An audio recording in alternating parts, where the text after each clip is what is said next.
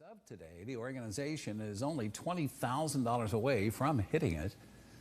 This year, United Way is focused on ALICE families. This is asset limited income, constrained and employed. The United Way says that 33% of Harrison County families are ALICE families, while 11% are in poverty. 33% are ALICE, and these are folks who make just enough not to receive any assistance or help at all. So what we need to do is make sure that the 33%, the ALICE families, don't fall into the 11%.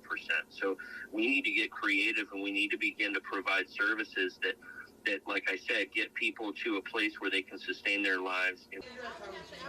And Riffle went on to say that he encourages people to donate, even if the amount is modest, because more than half of the United Way's funding comes from individuals. A lot of us, tell us what ALICE stands for. Yeah, so ALICE is Asset Limited Income Constrained Employed. It is basically the working class poor.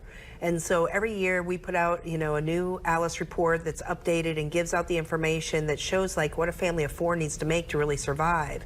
And in this area, just for Rat Pete's alone, you need to be making $66,000 to just cover the basics. Wow. Yeah, and when we looked at that budget, it doesn't even include a car note. And we think about those things because if I'm living at just paycheck to paycheck, right? You can't afford a flat tire. Right? Nope, and I'm definitely not paying full outright for my car. I'm getting a car note. Right. And usually with a high payment and a high interest rate, and so that's another thing that's not in that budget, but we know that it's needed. So. And I think I covered that story last year, and it really touched me. And the thing about the ALICE is like we work with ALICE. ALICE are the people that we're coming to work with that are just barely making it, and we may never know it, And so you also said family empowerment. What does that mean? So After months of political squabbling, the U.S. House of Representatives has resoundingly approved billions of dollars in military aid for Ukraine, Israel, and Taiwan. Speaker Mike Johnson pushed that measure despite a threat by the hard right to oust him. Maddie Beer Temple now has details.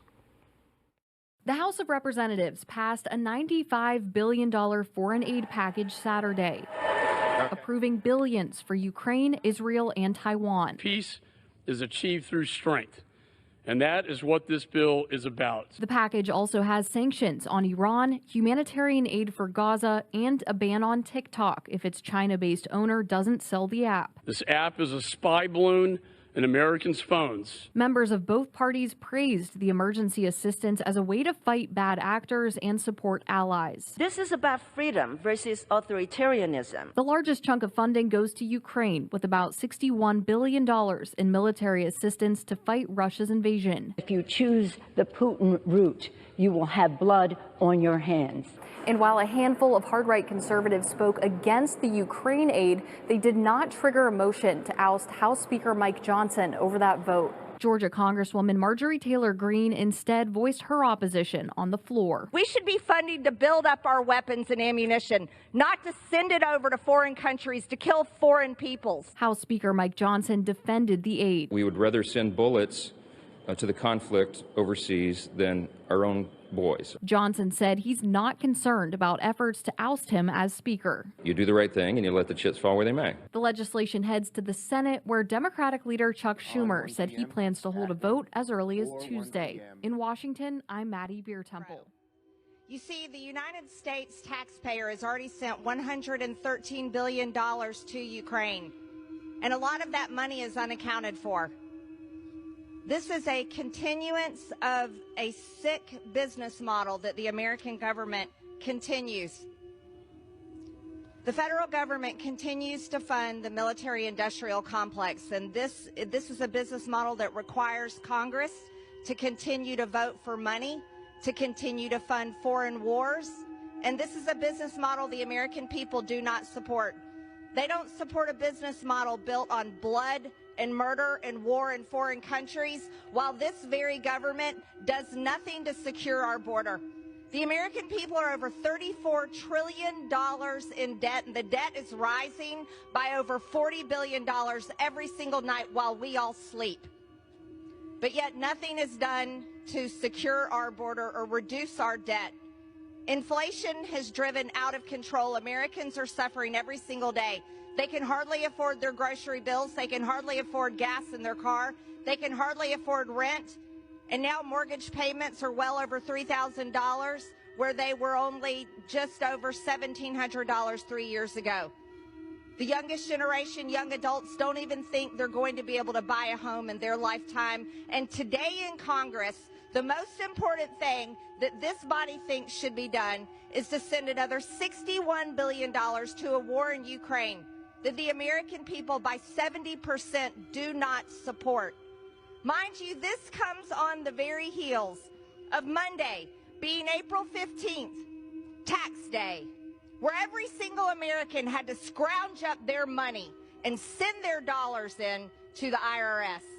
Or some of them had to file extensions because they weren't ready and didn't have the money to pay their taxes. But today, this body says the most important thing we can do, no, is not reduce spending. That's not it.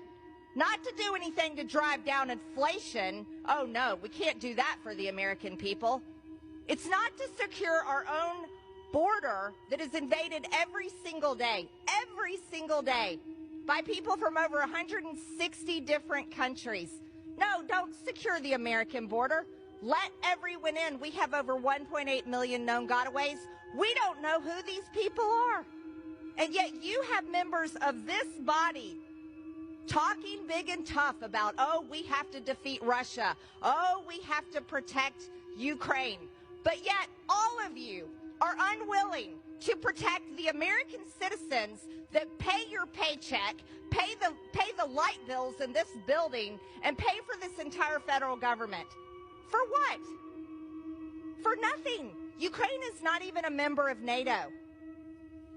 Ukraine is not a member of NATO. But the most important thing you hear in Washington, D.C. is, oh, we have to spend Americans' hard-earned tax dollars over to Ukraine and keep the money going to continue to murder Ukrainians, wipe out an entire generation of Ukrainian men so that there are widows, there are fatherless orphans, there are not enough men to work in their industries.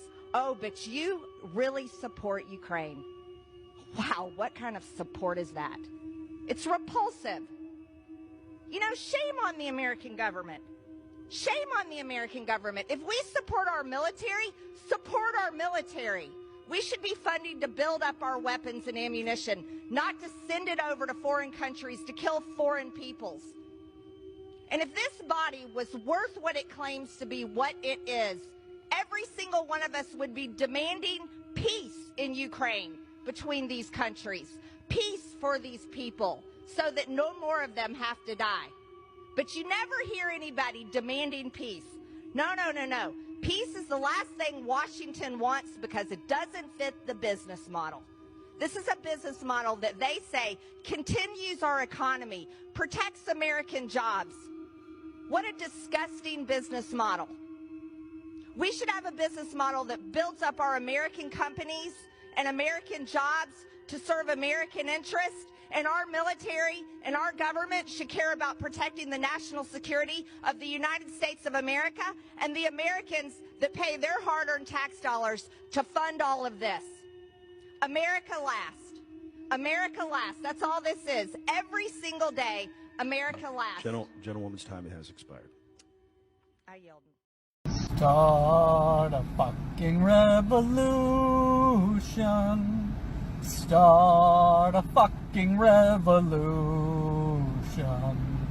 Start a fucking revolution. You've got nothing to lose. Want to learn the biggest secret in the world? In March 2023, sketchy billionaire Peter Thiel started a bank run. I did 1,500 hours of research, and I learned all their rotten secrets. The big one is that cryptocurrency is history's first planetary, multi-trillion-dollar Ponzi scheme. That's an economic doomsday device. And when that Ponzi goes insolvent, as all Ponzis must, we'll get the worst economic collapse in world history. And every powerful person you can think of is in on it. Want to know why everything gets worse and more expensive? That's because we live in a secret kleptocracy. That's when the government gets taken over by con artists whose only job is to steal from the public. And I hope you know this is wonderful news, because now that the public knows about the secret kleptocracy, they get to abolish their criminal government. Follow for more, or read this booklet. Breaking news first at 5 for you tonight. A man from St. Augustine making worldwide headlines tonight after setting himself on fire outside the trial against Donald Trump in New York City. And you can see right there the flames and smoke as people just ran from the scene today, Anthony. And Jeannie, that man has been identified tonight as Max Azzarello. You see two mugshots of the man here next to me. This is actually from his arrest in St. Johns County just 3 days apart in August of last year. Those arrests were for criminal mischief and disturbing the peace, both misdemeanors. So this is what we know right now at 5 o'clock on this Friday. Around 1:30, the man walked into a park near the New York City courthouse where former President Donald Trump is on trial. Witnesses telling police he opened a book bag, then he scattered pamphlets around the park, then he poured a liquid on himself before setting himself on fire. He then fell onto a police barricade. Investigators say it appears that he had a vast conspiracy involving the American government, a university, political figures, and major financial players. It was so fast that no one could do anything about it. And once he lit himself on fire and you saw those massive flames, it was just like kind of helpless. Tonight, our Andrew Badillo is on your side, joining us now with a closer look on what we're learning about this and the man suspected of doing it, Andrew. Yeah, Anthony, Azzarello is in critical condition at a New York hospital. Police and witnesses say this afternoon he was outside the courthouse throwing those flyers in the air. He then doused himself in that flammable substance and lit himself on fire. The NYPD says witnesses and first responders tried to use jackets and fire extinguishers to put out the flames. Police say Azzarello left behind a manifesto. It is looking into when Azzarello got to New York City. It says his family didn't even know he left Florida. We're also looking into about Azzarello's prior history.